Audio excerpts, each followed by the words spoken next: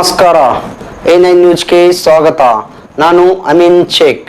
ಹುಣಸಗಿ ತಾಲೂಕಿನ ಹುಣಸಗಿ ಪಟ್ಟಣದಲ್ಲಿ ಬಂದ್ ಆಗಿರುವಂತಹ ಸಿಸಿ ಕ್ಯಾಮೆರಾಗಳನ್ನು ಸರಿಪಡಿಸಿ ಅಂತ ಹುಣಸಗಿ ತಾಲೂಕು A9 ನ್ಯೂಸ್ ವರದಿಗಾರರು ಸಂಬಂಧಪಟ್ಟ ಅಧಿಕಾರಿಗಳಿಗೆ ಮಾತನಾಡಿ ಒತ್ತಾಯಿಸಿದ್ದಾರೆ.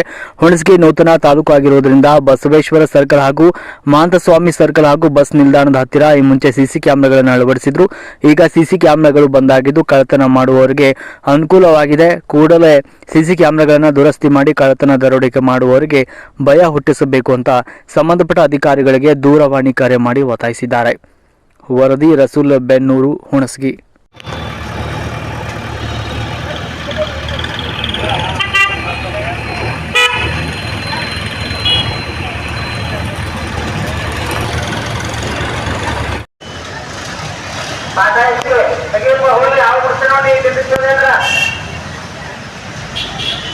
Tata